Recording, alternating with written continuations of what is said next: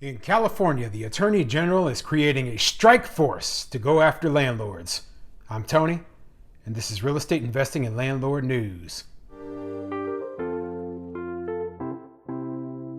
All right, so I have an interesting article for you today, and it's coming out of the great state of California, the most tenant-friendly place in the entire world. Well, maybe not the entire world, but certainly one of the most tenant-friendly places in the entire country. So what's going on is the Attorney General in the state of California is creating a strike force to go after landlords who aren't following the landlord laws of the state. So obviously this is bad news for landlords, especially the small mom and pop landlords who get caught up in these nets and end up paying the ultimate price. But before I get into the article, go ahead, hit the like and subscribe button. Maybe leave a comment down below and let me know what you think. Do you think it's a good idea that the Attorney General is going after these supposedly bad landlords who are breaking state laws? I mean, to me, it just sounds like, they're very tenant friendly there. They really don't like landlords, and they're trying to go after these landlords and just punish them for minor violations, things that could be fixed, and that just doesn't seem right to me. So anyway, this article comes from the Orange County Register, and it says California AG creates strike force to enforce home building laws. Let's see what it says. Cities, counties, and landlords that flout California's housing laws may get hauled into court under new enforcement efforts launched in Sacramento in recent weeks. California Attorney General Rob Bonta announced Wednesday, November 3rd, the creation of a housing strike force made up of a dozen state Justice Department lawyers who will use new powers to initiate enforcement on cities and counties failing to build their fair share of new homes. The strike force also will enforce tenants' and homeowners' rights by taking action against landlords or mortgage servicers that engage in a pattern or practice of violating state laws. Now, the first part of this is kind of interesting. So they're actually going to be going after the cities and counties that aren't building enough housing. So their logic is that the reason that they're not building enough housing in California is because cities and counties are holding up the process.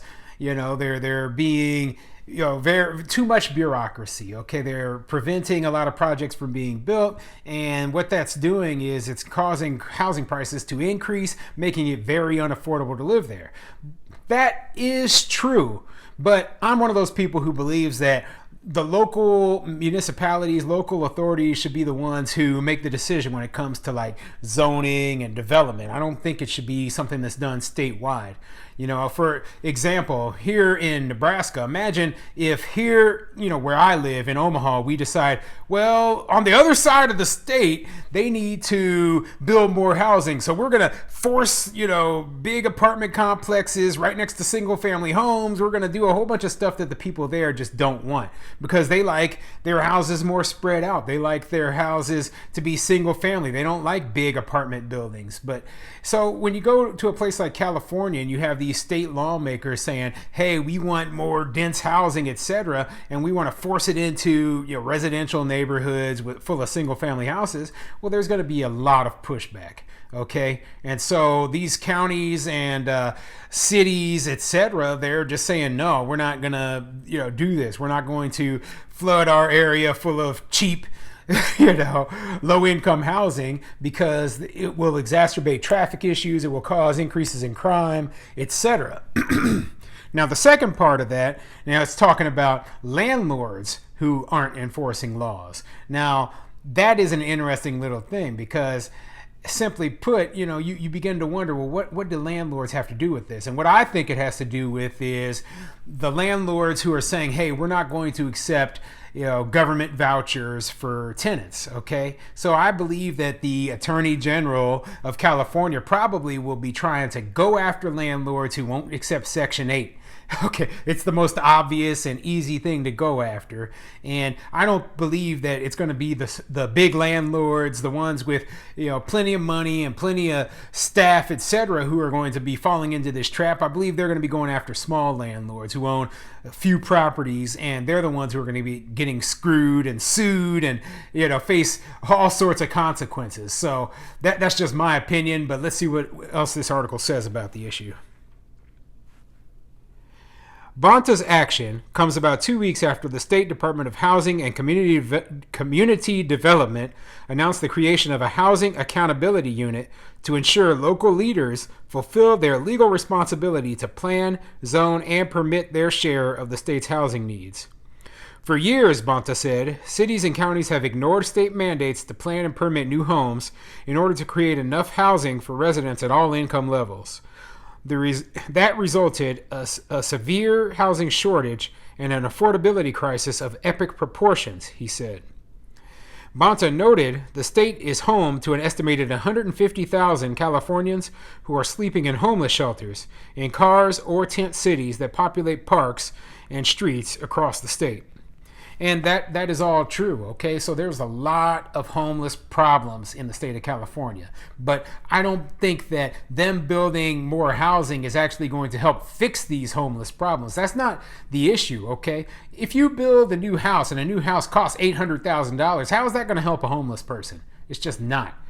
What they need to do is they need to build more public housing. Okay, so that means the state itself needs to come in and build housing for people that is affordable and subsidize it themselves, because they can't expect, private builders, they can't expect landlords to just take the loss just so these people can have low-income housing. That just doesn't make any sense. But yeah, I mean, the homeless issue, it is a problem. I'm not going to say it isn't, but that isn't the responsibility of developers, landlords. It's also not the responsibility of small local governments who might not have the money to produce this sort of low-income housing. That's changing, Bonta said during the press conference Wednesday. If you follow the law and fulfill your obligation to build your fair share of housing, we won't have any problem with you. If not, he said, there will be consequences. Bonta also plans to use the strike force to address decades of systemic racism in housing practices that led to disproportionate home ownership rates and a disproportionate number of minorities who are cost burdened. Bonta said the new strike force won't get involved in individual landlord-tenant disputes, but rather will focus on practices that deprive tenants of their rights. Now, I don't exactly know how they're not going to get in individual landlord-tenant disputes without, without getting involved. So, I mean, it doesn't make any sense, that last part right there. They're not going to get into individual disputes, but they're going to focus on practices that deprive tenants of their rights. Well, that might be a individual landlord-tenant dispute, okay? So I really think that landlords are going to be facing, the pressure. They're going to send this strike force of lawyers out after you to get you, and you're just going to have to either pay up, just take the loss and face the consequences, or you can try to hire a lawyer to fight this. But hey, when the state's coming after you, you don't have a lot of recourse. That's why I don't even suggest to invest in a place like California. I mean, really, if you're going to be a real estate investor in a place like California, my suggestion is to buy a REIT, okay? Or, to just flip houses, do something where you don't own rental property and you don't have to deal with all these landlord tenant laws. You don't have to deal with rent control, and you don't have to deal with all these local jurisdictions who have their hands in your pocket telling you what to do. If there's a landlord, for example, that has multiple units and is rent gouging or is doing mass unjust evictions, that would be a place where we could get involved to enforce the laws of the state of California, he said. So, rent gouging, to me, I don't think that there's any rent gouging going on. There might be landlords who are charging fair market value for rent, and they might not like it that landlords are charging fair market value for rent. but there is not any rent gouging. Okay, it's not like all of a sudden the landlord is saying, oh yeah, I'm gonna quadruple the rent on you, unless the market demands that. So the bad thing is when they say landlords are rent gouging, a lot of the times what it is a new property owner will buy a property and then bring rates up to what the market is charging. And of course, that's not going to be great for the tenant, but hey, people aren't going to buy properties unless they can make a profit off of them. So, that's completely fair and it should be legal. I mean, it's all about property rights. And if the prices are too high, then why don't they just go find somewhere where the prices aren't too high? But it seems like you're just asking too much sometimes. But interesting article. Like I said, I'm not happy with knowing that they're going to be sending a strike force of lawyers out to go target landlords for whatever they deem is unlawful activity. I mean, that sounds absolutely crazy, and it sounds like a lot of landlords are going to get caught up in a trap.